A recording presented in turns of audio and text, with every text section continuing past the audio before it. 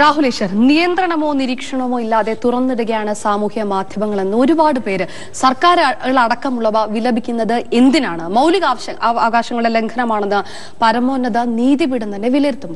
നമ്മുടെ ശരീരത്തിന് right ഹാൻഡും left ഹാൻഡും ഉള്ളതുപോലെ ഡെമോക്രസിക്ക് ഒരു റൈറ്റ് ഉണ്ട്, ഡ്യൂട്ടി ഉണ്ട്. നമ്മൾ പലപ്പോഴും അവകാശങ്ങളെക്കുറിച്ച് വാചാലകാരാകാറുണ്ട്, പക്ഷേ ഉത്തരവാദിത്തങ്ങളെക്കുറിച്ച്, ലിബർട്ടിയെക്കുറിച്ച് പറയുമ്പോൾ റെസ്പോൺസിബിലിറ്റിയെക്കുറിച്ച് പലപ്പോഴും പറയാറില്ല.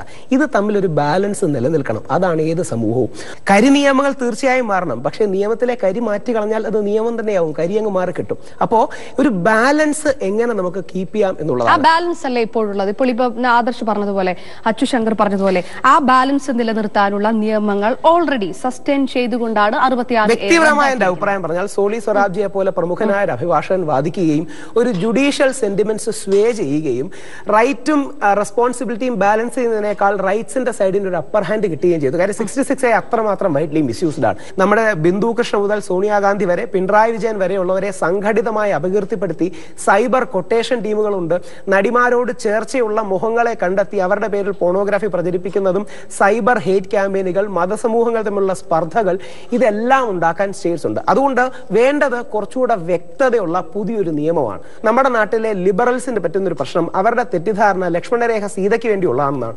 അല്ല, ലക്ഷ്മണരേഖ രാവണന് വേണ്ടിയുള്ളതാണ്. കൃത്യമായ ചർച്ചയില്ലാതെ കൊണ്ടുവന്ന നിയമം, ആ ഒരു നിയമം കൊണ്ടുവരുന്നതിന് പിറകിൽ കൃത്യമായ അജണ്ട ഭരണകൂടത്തിന് ഉണ്ടായിരുന്നു എന്ന് സംശയിച്ചാൽ എങ്ങനെ കുറ്റം പറയാൻ? രണ്ട് കാര്യം, ഭരണകൂടം എന്ന വാക്കിനൊരു ഭീകരത്വം നമ്മൾ കൽപ്പിക്കേണ്ട കാര്യമില്ല. കാര്യം ഭരണകൂടം എന്ന് പറഞ്ഞാൽ ജനങ്ങൾ തന്നെയാണ്. ഡെമോക്രാറ്റ് രാജയ്ക്ക് ഉണ്ടായിരുന്നു എന്ന് ചോദിച്ചാൽ ഇപ്പോഴത്തെ സാഹചര്യം വെച്ച് സംശയിക്കേണ്ടിയിരിക്കുന്നു. രാജ 2G പ്ലാൻ ചെയ്തതിനു ശേഷമായിരിക്കും ചെയ്തിരിക്കുന്നത്, വളരെ തുറന്നു പറയേണ്ടിയിരിക്കുന്നു. രണ്ട്, ഈ വരികൾക്കിടയിലുള്ള വായിച്ചാൽ അബ്സല്യൂട്ട് ഫ്രീഡം എന്നൊരു കാര്യം ഇല്ല, റെസ്പോൺസിബിൾ ഫ്രീഡം മാത്രമേ ഉള്ളൂ. തിയറിയും ഓൺ പ്രാക്ടിക്കൽ തമ്മിൽ ഒരുപാട് വ്യത്യാസമുണ്ട്. പിന്നെ ആ സുഹൃത്ത് എന്നെ അനിയൻ പറഞ്ഞ ഒരു കാര്യം നമ്മളെല്ലാം ശ്രദ്ധിക്കണം. പലരും മാവോയിസ്റ്റേ നക്സൽസേ ഒക്കെ സപ്പോർട്ട് ചെയ്യുമ്പോൾ ഓർക്കേണ്ട കാര്യം, ഇവരുടെ ചൈനയിലോ നോർത്ത് കൊറിയയിലോ സൗദി അറേബ്യയിലോ ഇറാനിലോ എന്തുമാത്രം സ്വാതന്ത്ര്യമുണ്ട്. ഫേസ്ബുക്ക് എടുക്കാൻ കഴിയുമോ? യൂട്യൂബ് എടുക്കാൻ കഴിയുമോ? എന്നിട്ട് ഇന്ത്യ കുറ്റം പറയുന്നത്. പക്ഷേ രാഹുൽ, നമുക്ക് എല്ലാ മേഖലയിലും സ്വാതന്ത്ര്യമുണ്ട്, ഈ ഒരു മേഖലയിൽ മാത്രം സ്വാതന്ത്ര്യം വേണം, ഉത്തരവാദിത്വം കൂടെ വേണം. അതുകൊണ്ട് തന്നെ ഞാൻ എന്തെങ്കിലും അപക്യമായി പറഞ്ഞ ആരെ പറ്റി പറഞ്ഞാൽ അത് അതുപോലെ തന്നെ സമൂഹ മാധ്യമങ്ങളിൽ ഇറങ്ങുകയും ചെയ്യും, അത് വലിയൊരു വിവാദമായി മാറുകയും ചെയ്യും. തീർച്ചയായിട്ടും അതുകൊണ്ട് തന്നെ അങ്ങനെയുള്ളൊരു ഓപ്പൺ സ്വാതന്ത്ര്യം വേണ്ട എന്നാണോ പറയുന്നത്? വേണ്ട എന്നല്ല, സ്വാതന്ത്ര്യം എല്ലാവർക്കും വേണം. കാരണം ഒരു സാധാരണക്കാരന് എന്തായാലും ഒരു സർക്കാരിന്, ഒരു സാമൂഹ്യ വ്യക്തി, ഒരു സംഘടനയെ കുറിച്ച് പറയാൻ, പ്രതികരിക്കാൻ, വിമർശിക്കാൻ കിട്ടുന്ന ഒരു അവസരം ഇത്തരം സോഷ്യൽ മീഡിയകൾ തന്നെയാണ്. പക്ഷേ മോശമായ രീതിയിലുള്ള കമന്റുകൾ എന്തായാലും ഒരു വ്യക്തി ഹത്യ. സുഹൃത്ത് തന്നെ പറഞ്ഞു ആബ്സല്യൂട്ട് ഫ്രീഡം എന്നാണെന്ന്. പക്ഷെ ആബ്സല്യൂട്ട് ഫ്രീഡം എന്നുള്ള ഒരു കോൺസെപ്റ്റ് തെറ്റാണ്. അങ്ങനെ ആബ്സല്യൂട്ട് ഫ്രീഡം ഇല്ല.